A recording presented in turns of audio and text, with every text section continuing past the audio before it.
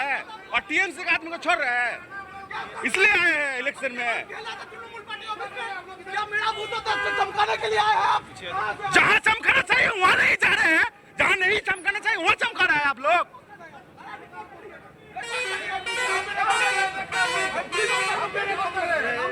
क्या नाम है आपका? अरे कहाँ है, रुकिए, आप रुकिए। कितना टीएमसी के घर गए आप, कितना टीएमसी के घर गए, हम लोग आदमी को चमका रहे हैं।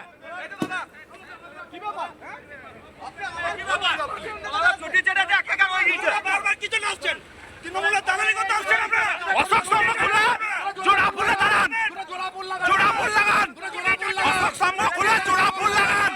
লজ্জা করে না, লজ্জা লাগে না, চটি চাটা, চটি চাটা, চটি চাটা, চটি চাটা, লজ্জা করে না, চটি চাটা পুলিশ, চটি চাটা।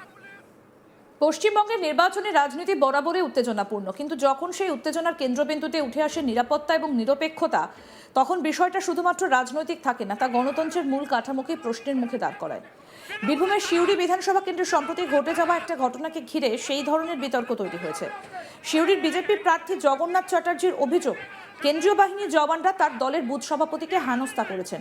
অন্যদিকে তিনি একই সঙ্গে প্রশ্ন তুলেছেন বাহিনীর নিরপেক্ষতা নিয়েও।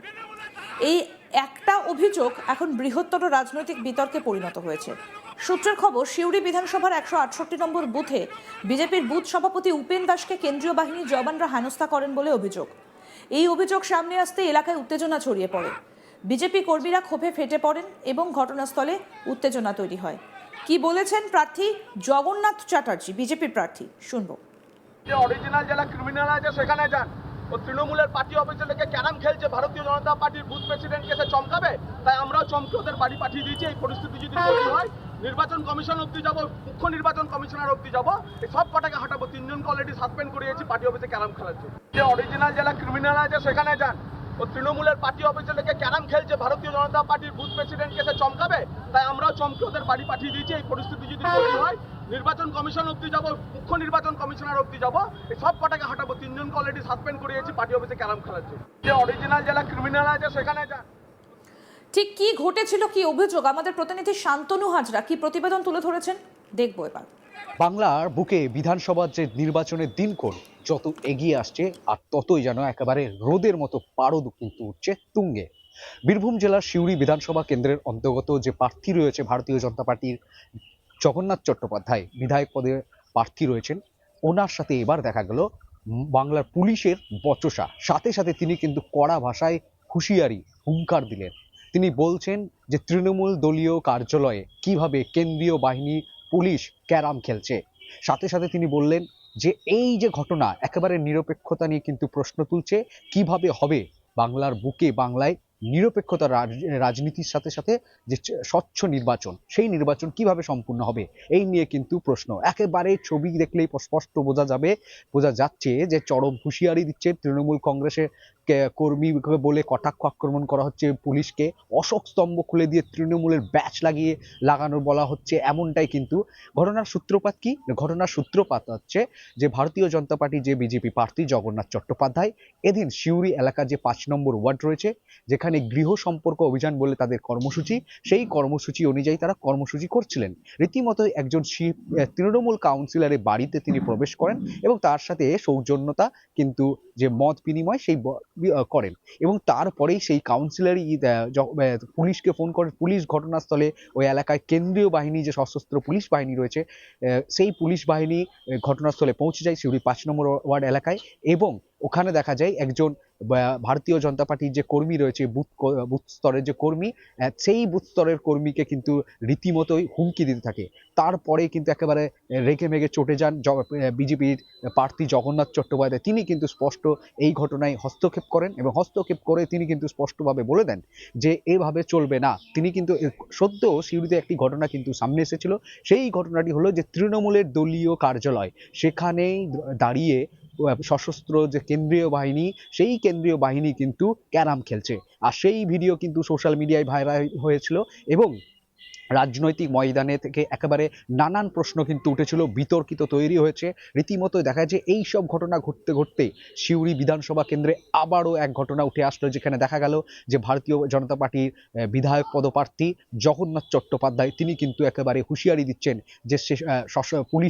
যে পুলিশকে বলছেন তারা স্পষ্টভাবে যে ভারতীয় জনতা পার্টির প্রার্থীরা কি প্রচার করতে পারবে না, তাদের কর্মীরা কি কাজকর্ম করতে পারবে না। লাগাতার কিন্তু দেখা গিয়েছে যে ভারতীয় জনতা পার্টির প্রার্থী এবং কর্মীদের উপর কিন্তু বিভিন্নভাবে কিন্তু বিভিন্ন হেনস্থার অভিযোগ আনছে একেবারে পুলিশের বিরুদ্ধে, কেন্দ্রীয় বাহিনীর বিরুদ্ধে।